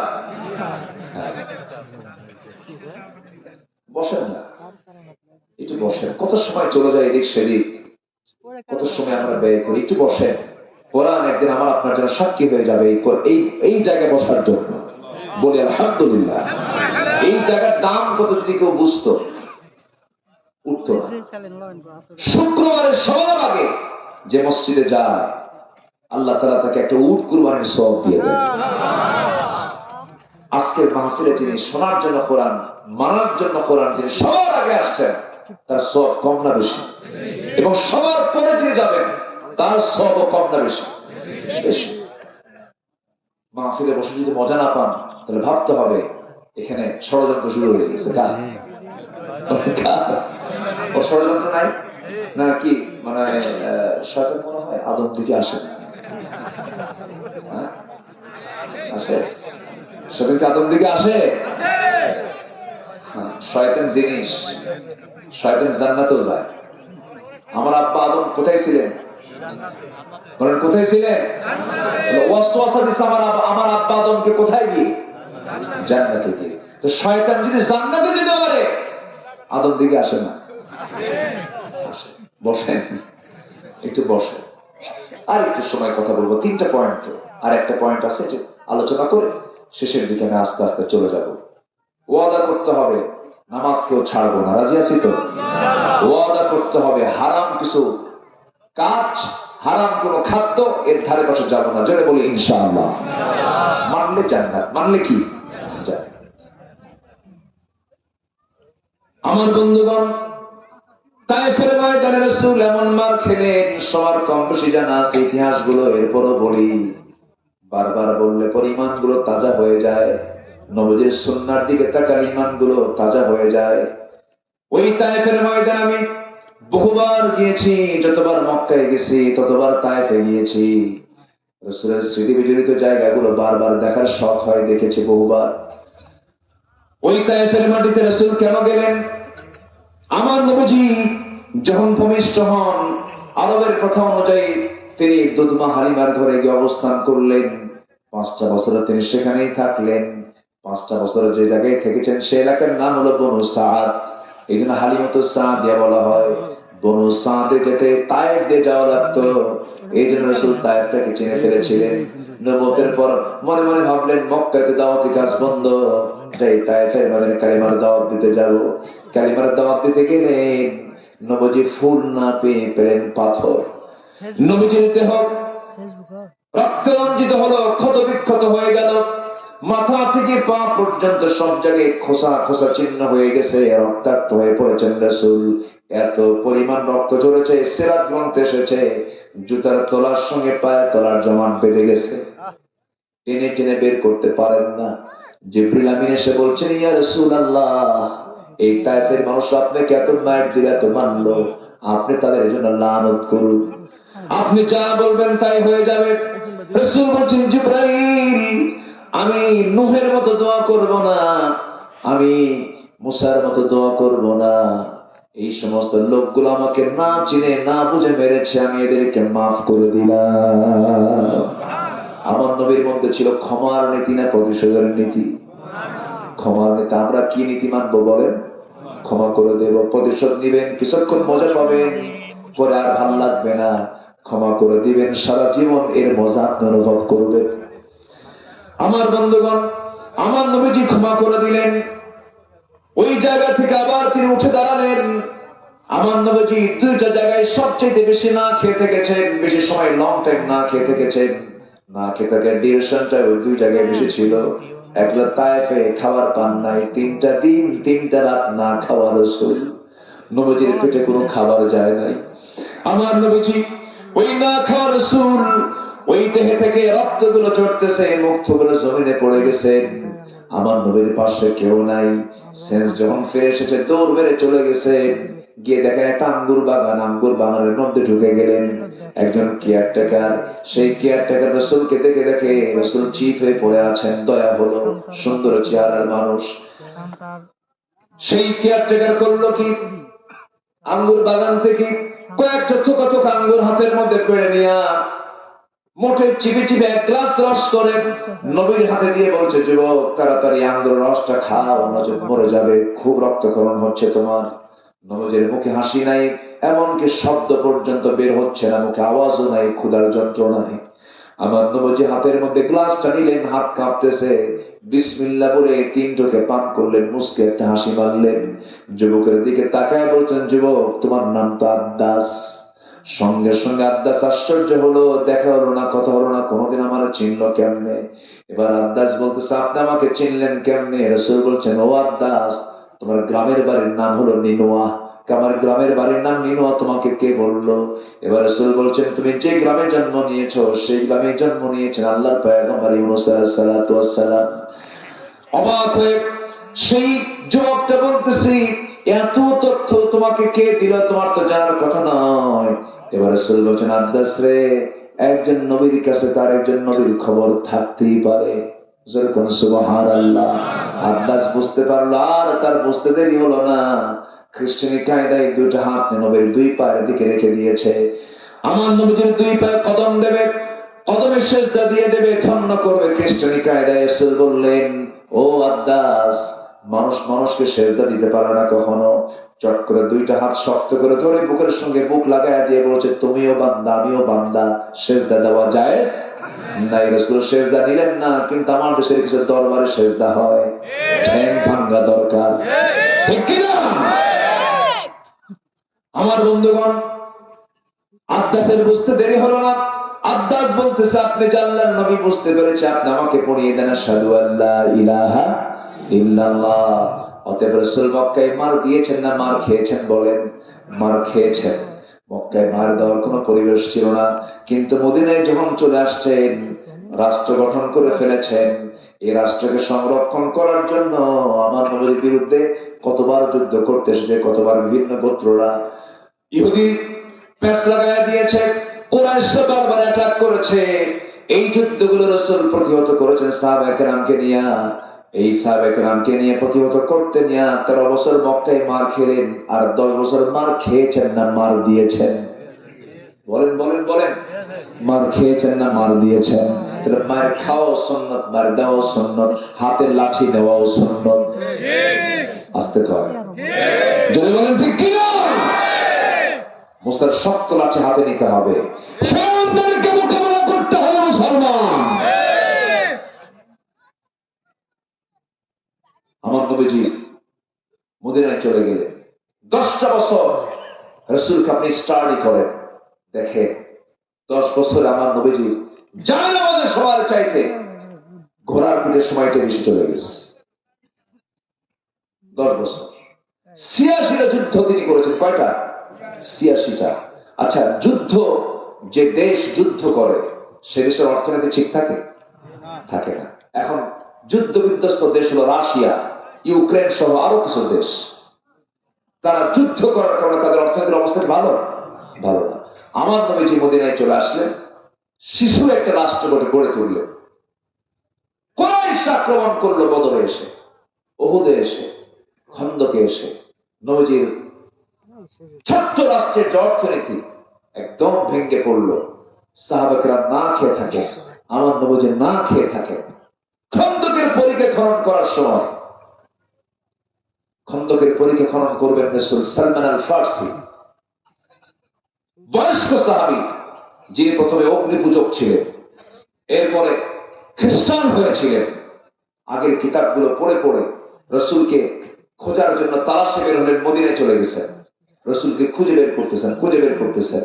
এক পর্যায়ে রাসূলকে সামনে পেলেন। সামনে পেয়ে কিছু মান্নত নবীর হাতে তুলে দিতে লাগলো। রাসূল বললেন, না, মান্নতের আমি কিছু খাই না। হাদিয়া উঠানো হলো, হ্যাঁ আমি হাদিয়া গ্রহণ করতে পারি। সঙ্গে সঙ্গে সালমান ফারসি বলছেন, ও আল্লাহর গোলাম, আপনার গায়ে যে চাদরটা আছে, পিছের চাদরটা কি একটু টান দেওয়া যায়? আমার নবীজি টের পেলেন এই ব্যক্তিটা আমার নবুয়তের সিলমোহর দেখতে চায়। আগের কিতাবে সে সন্ধানটা পেয়েছে।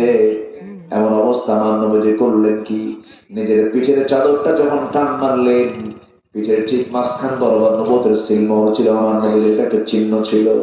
নবুয়তের কালো সিলমোহর দেখার সঙ্গে সঙ্গে সালমান ফারসি লাফ মেরে আমার নবীর সেই সিলমোহরে চুমো খেলেন আর পড়লেন লা ইলাহা ইল্লাল্লাহ। এই সালমান ফারসি বয়স্ক অনেক বড় ছিলেন, 250 বছর তিনি বেঁচে ছিলেন দুনিয়াতে।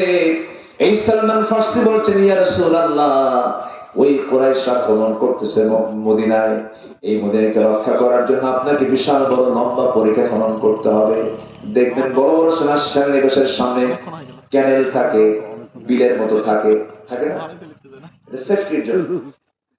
আমার নবীজি সালমান ফারসির পরামর্শ ক্রমে বিশাল বড় পরীক্ষা খনন করলেন, 3 মাইল লম্বা, মদিনাকে সেভ করার জন্য।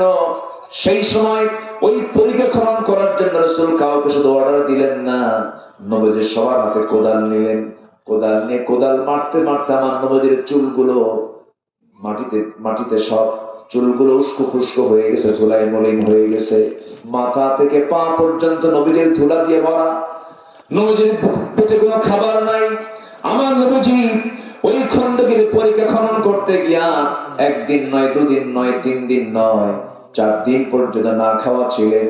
আমার নবীজি না খাওয়া শরীর নিয়ে বারবার কোদাল মারতে গিয়ে আমার নবীজি যে কোমরটা কুঁজো হয়ে গিয়েছিল, মৃত্যুর দিন পর্যন্ত আমার নবীজির সেই সময় পর্যন্ত কুঁজো হয়ে বাঁকা হয়ে হেঁটেছেন, সোজা হয়ে হাঁটতে পারেন নাই।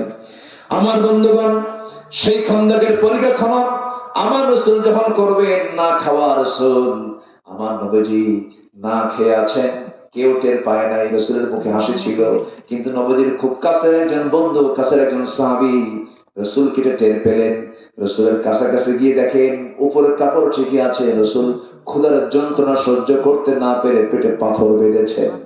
জাবির রাদিয়াল্লাহু তাআলা রাসূলের এই দৃশ্যটা টের পেলেন, বলছেন, ইয়া রাসূলুল্লাহ, আমার বাড়িতে ছোট্ট একটা ছাগি আছে, এই ছাগিটা জবাই করে আপনাকে খাওয়াবো, আমার বউকে আমি বলে দিয়ে এসেছি। আমার নবীজিকে এই কথা বলে আস্তে আস্তে বলছেন, হুজুর আপনি কাউকে বলবেন না, ছোট্ট ছাগি। আমার নবীজি 4 দিন না খাওয়া। নবীজি মুস্কি হাসি মেরে দাঁড়ায় চিৎকার মেরে সব সাহাবীকে লক্ষ্য করে বলছে, ও সাহাবী, তোমরা কি জানো জাবির আমাদেরকে দাওয়াত দিতে আসছে? সুবহানাল্লাহ বলবেন না? জাবির আমাদেরকে দাওয়াত দিতে আসছে। জাবির তো টেনশনে পড়ে গেছেন।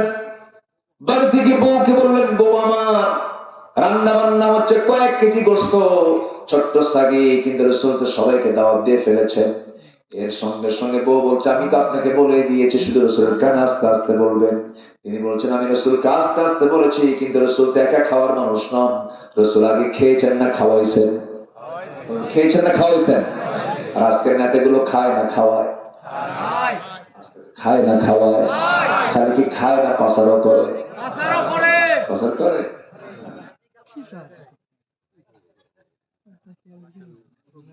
আসেন দোয়া করি।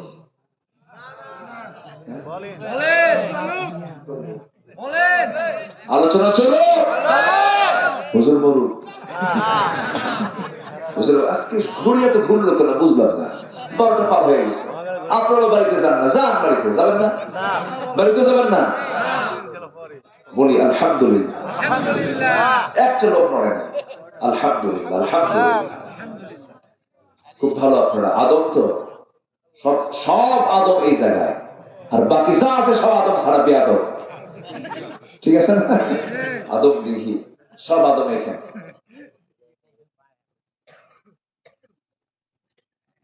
আমার রাসূল যখন এই কথা বললেন, জাবির দৌড়ে চলে গেছেন বাড়িতে। এই বাচ্চার আম্মা কাম সারছে, রাসূল তো সবাইকে দাওয়াত দিয়ে ফেলছে, মহা টেনশন।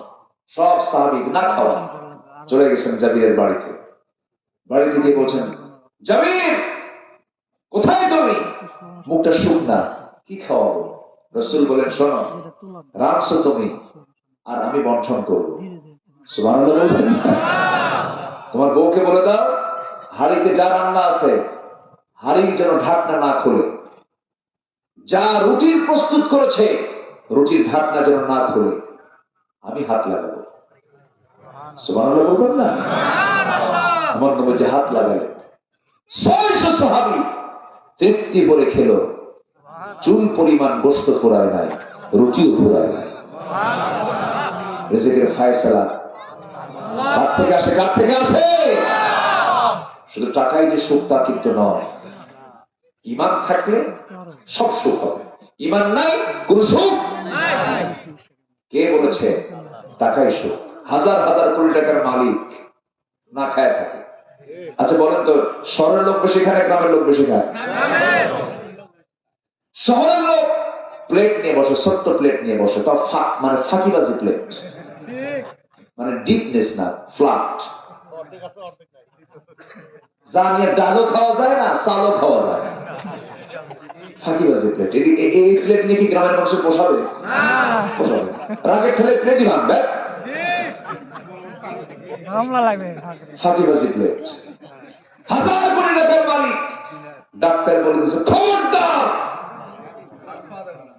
চাল 200 টাকা। চাল কত টাকা? মিষ্টি 25 গ্রাম।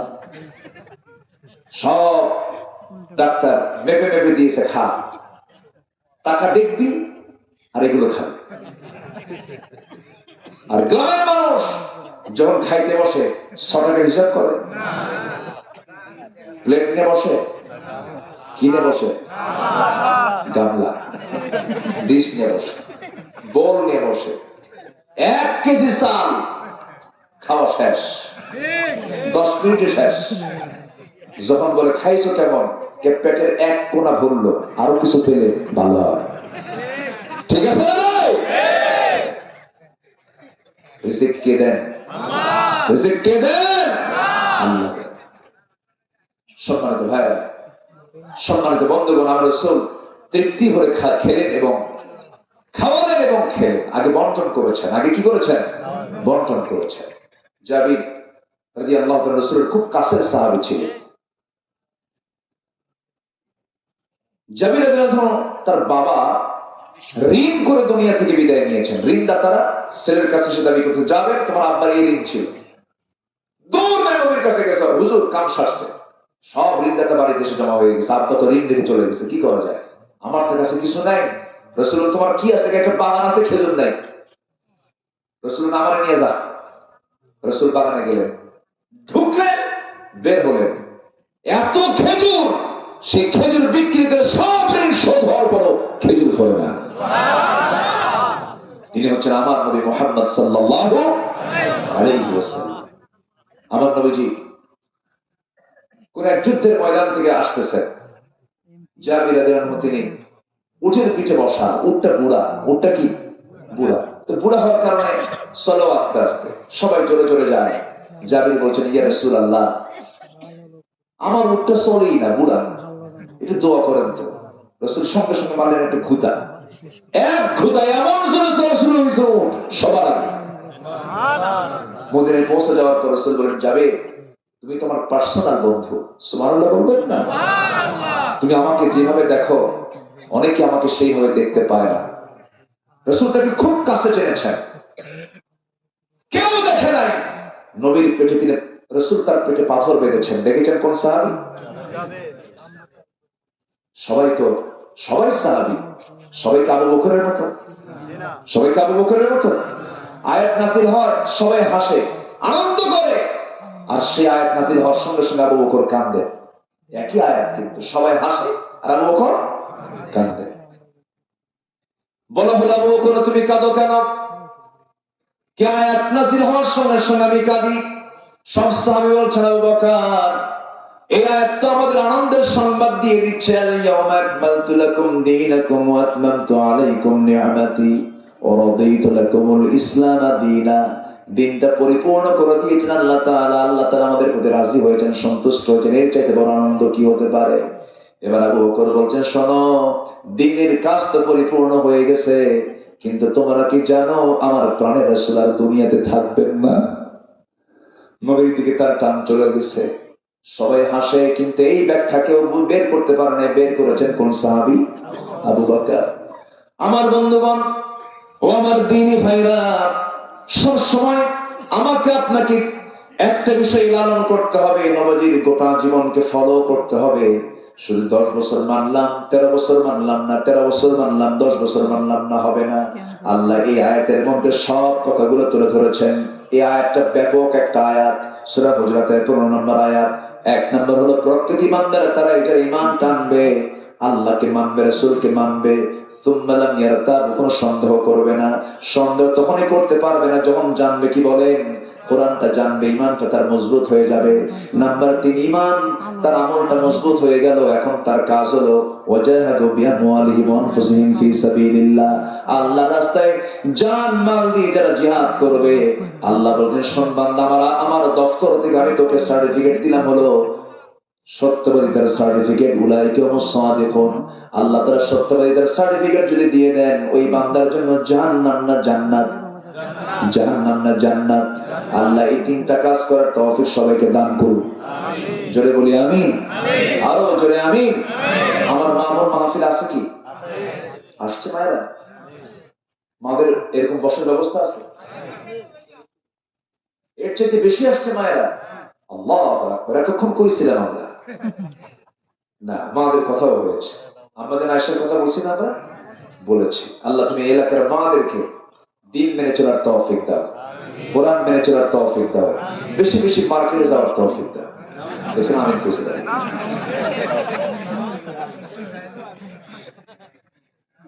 আচ্ছা আমি বুঝি না, আচ্ছা মেয়েদের কাজ কি বাইরে বেশি না ভিতরে বেশি বলেন তো? যার 5টা ছেলে মেয়ে আছে উপায় আছে করতে, যার 5টা ছেলে মেয়ে আছে, আল্লাহ তাআলা আমাকে 5টা সন্তানের বাপ বানাইছে, 4টা মেয়ে 1টা ছেলে, সব বলেই ফেললাম তো দেখতেছি।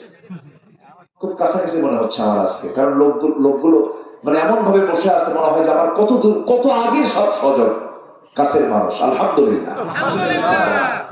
তো 4টা মেয়ে আমার, 1টা ছেলে। তো আমি তো দেখি যে একটা মা যখন সে মা হতে চায়, যদি সে আদর্শ মা হতে চায়, সন্তান লালন পালনের সময় তো তার নাই। সে ঘুরবে কখন, সে কাজ করবে কখন, সারাদিন ধরে লিপস্টিক মাখে, আশকারা মাসকারা, যুবকের তো কামসারা। আমি কি ভুল বলতেছি? আচ্ছা মেয়েরাদের সাজে, সে যে বাইরে যায়, কাকে সন্তুষ্ট করার জন্য যায় বলুন তো? মেয়েরা সাজবে কাকে সন্তুষ্ট করার জন্য? আর ওরা সেজে যায় কাকে সন্তুষ্ট করার জন্য?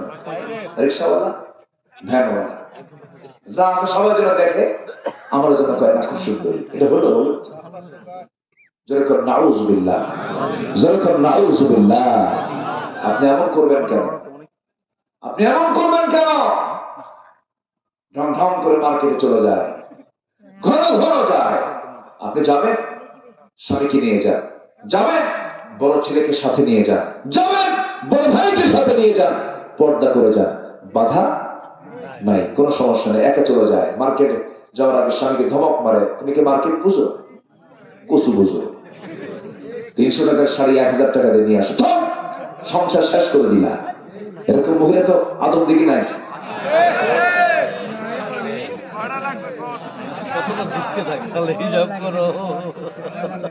স্বামীকে এক ধমক পাইলা, বাচ্চা একটা আছে 1.5 বছর বয়স, দুধ খায়, ওই বাচ্চা থুইয়া ফিডার বানায় দিয়া স্বামীর করে দিয়া কয় দেখো দুধ খাওয়া।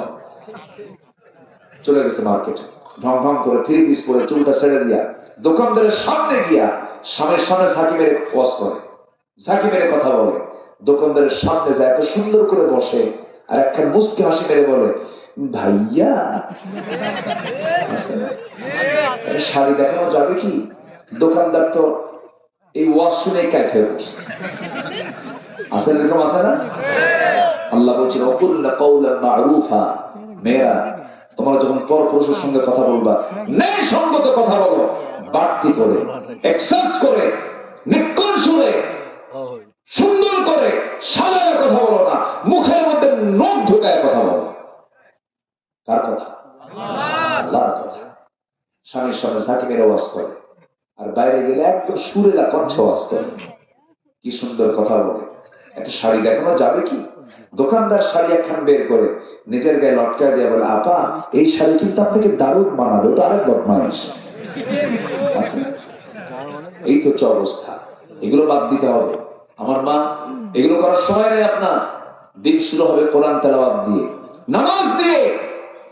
বিছানায় যেতে হবে আল্লাহর কালাম তেলাওয়াত করতে করতে। দেখবেন আপনার পরিবারে আপনি জান্নাতের গন্ধ পাচ্ছেন, স্বর্গীয় বাতাস আপনার পরিবারে বহমান হচ্ছে। আল্লাহ তাআলা প্রত্যেক পরিবারকে কোরআনের পরিবারে সে কবুল করুন।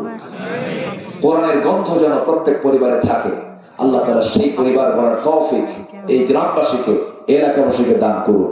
জোরে বলি আল্লাহুম্মা আমিন। আমি আর কথা বাড়াবো না।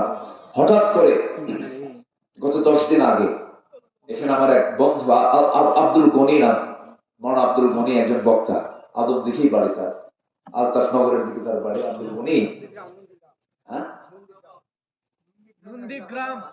ও আদম দিঘির পাশে, আলতাফ নগরের পাশে মনে হয় না, কোথায় যেন। হ্যাঁ আচ্ছা যাই হোক, তো উনি হঠাৎ করে 1 বছর ধরে আমার পিছনে লেগে আছে। আগামী 17 না 18 জানুয়ারি, 18 জানুয়ারি, আগামী 18 জানুয়ারি একটা প্রোগ্রাম আশেপাশে কোথায় যেন আছে, আমি বলতে পারতেছি না। হ্যাঁ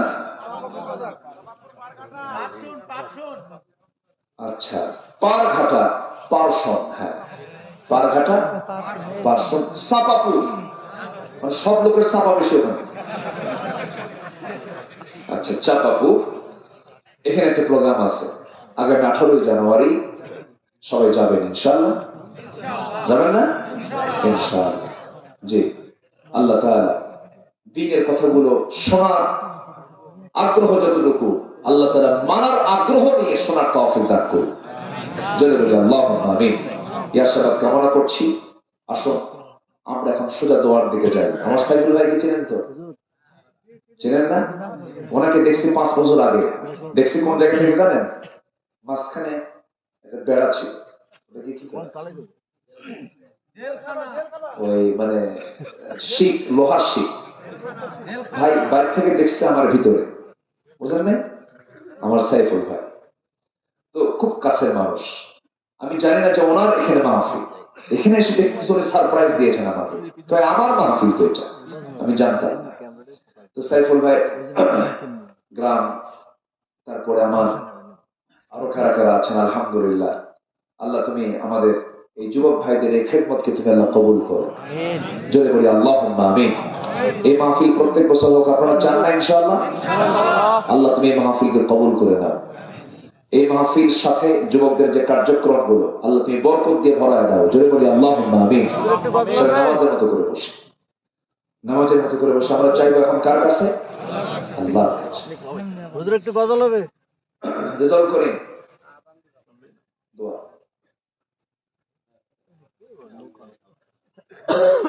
আচ্ছা, যিনি বসে আছেন আমার পিছনে, এটা আমার আপন ছোট বোন, আমার মার পেটের বোন, তার হাজবেন্ড। আমার কি হয়?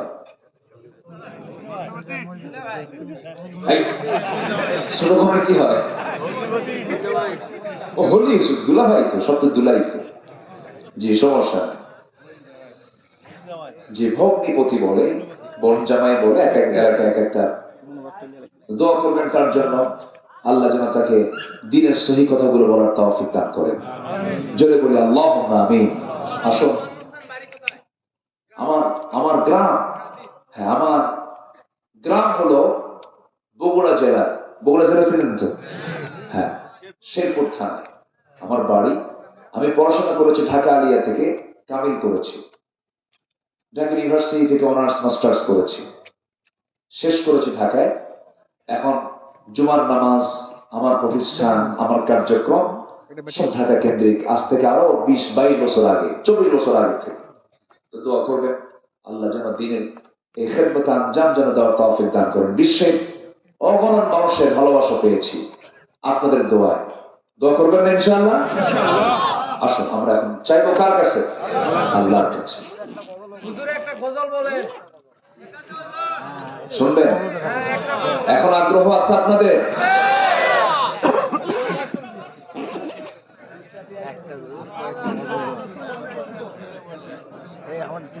আলহামদুলিল্লাহ।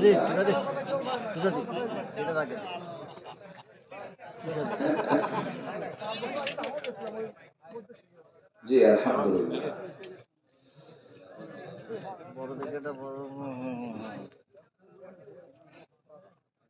গজল আগ্রহ আছে আপনাদের শোনার এখনো? জি, আমরা ছোট্ট একটা গজল গিয়ে আমরা দোয়ার দিকে যাবো ইনশাআল্লাহ। আমাদের সবচেয়ে প্রিয় বন্ধু হচ্ছেন মুহাম্মদ সাল্লাল্লাহু আলাইহি ওয়াসাল্লাম। রাসূল যে কত বড় বন্ধু আমাদের, এটা বললে টের পাবো বেশি। আর সে কোন বন্ধু বলো বেশি বিশ্বস্ত, সে কোন বন্ধু বলো বেশি বিশ্বস্ত, কার কাছে মন খুলে দেয়া যায়, কার কাছে সব কথা বলা যায়, হওয়া যায় বেশি আশ্বস্ত, তার নাম আহমদ বড় বিশ্বস্ত, আহমদ বড় বিশ্বস্ত, যেজন কখনো ব্যথা দিতে জানে না, যেজনকে বলি মুছে দেয় বেদনা যেজন কখনো ব্যথা দিতে জানে না যেজন কেবলি মুছে দেয় বেদনা হৃদয়ের হাহাকার আপন করে নিতে আর কারব এত প্রশস্ত তার নাম আহমদ বড় বিশ্বস্ত মহানবী বলে তারে কেউ বা ডাকে আমি ডাকি প্রিয়তম সে আমার ধ্যান ভালোবাসা প্রেম মধুময় মনোহর স্বপ্ন সম যেজন করুণার অনুপম উপমা যার মতো মরমি কোথাও আর মিলে না যেজন করুণার অনুপম উপমা যার মতো দরদি কোথাও আর মিলে না জীবনের আঙিনায় আবাদ করে দিতে আর কারব এত প্রশস্ত তার নাম আহমদ বড় বিশ্বস্ত আহমদ বড় বিশ্বস্ত আহমদ বড় বিশ্বস্ত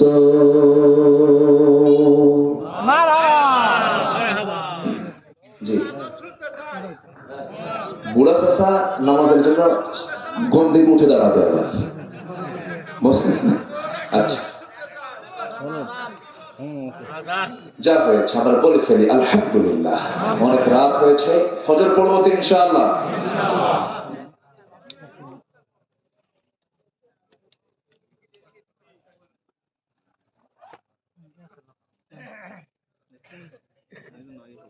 জি জি আমরা আল্লাহর কাছে চাইবো আমরা চাইবো কার কাছে এখন বলুন তো সবাই বলি সুবহানাকাল্লাহুম্মা ওয়া বিহামদিকা আশহাদু আল্লা ইলাহা ইল্লা আনতা আস্তাগফিরুকা ওয়া আতুবু ইলাইকা চিৎকার মেরে বলি ইয়া আল্লাহ আমার জীবনে সাগীরা কবীরা ছোট বড় সব গুনাহ তুমি আল্লাহ মাফ করে দাও জোরে বলুন ইয়া রাব্বাল আলামিন আল্লাহুম্মা ربنا ظلمنا أنفسنا وإن لم تغفر لنا وترحمنا لنكونن من الخاسرين لا تزغ قلوبنا بعد إذ هديتنا وهب لنا من لدنك رحمة إنك أنت الوهاب গভীরাত নিঝুম রাত ঝিমানো রাত্রিতে হাড় কাঁপানো শীতের ভিতরে তোমার কালাম থেকে কিছু কথা বলেছি তোমার শাহী দরবারে কাঙ্গাল ভিখারির মতো দুটো হাত পেতে আছি আল্লাহ গুনার দিকে নজর দিও না বান্দা মনে করে তামাম জীবনের সমস্ত গুনাহগুলোকে মেহেরবানি করে মাফ করে দাও জনম দুঃখিনী মা জনম দুঃখী বাপ জানজার চলে গেলেন জিন্দেগির গুনাহগুলো মাফ করো কবরগুলোকে জান্নাতের টুকরা বানায়া দাও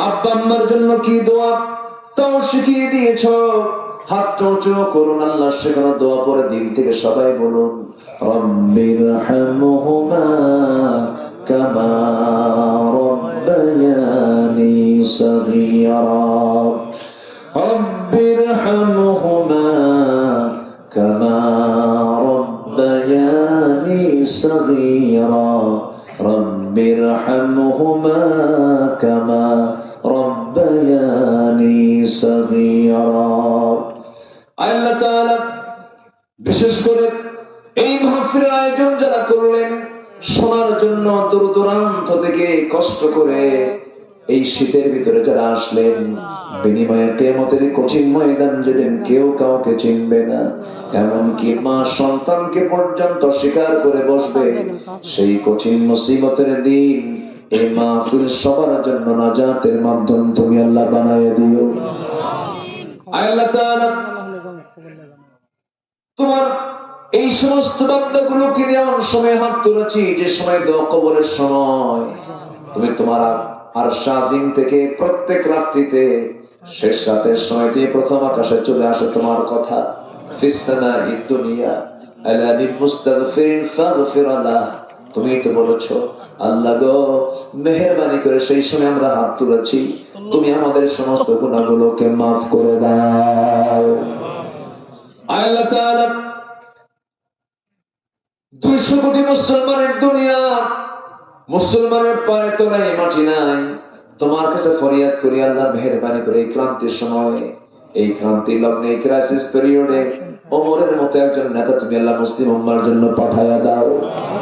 মুসলমানদের বাইতুল আকসা তুমি আল্লাহ মুসলমানদের হাতে তুলে দাও।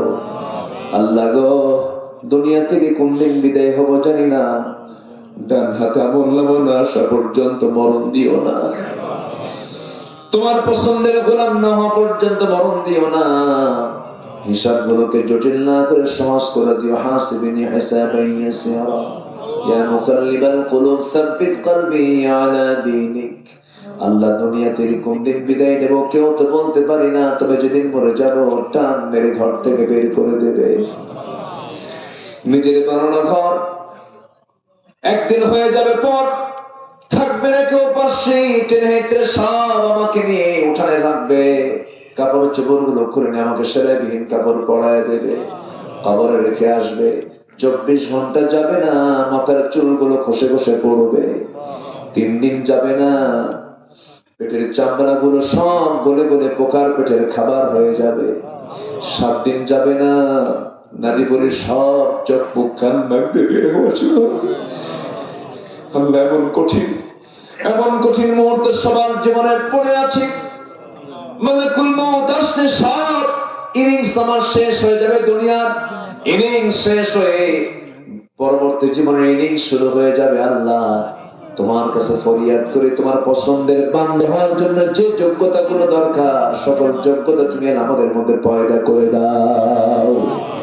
মউতের সময় যখন চলে আসবে জবানে জারি করে দিও, লা ইলাহা ইল্লাল্লাহু মুহাম্মাদুর রাসূলুল্লাহ।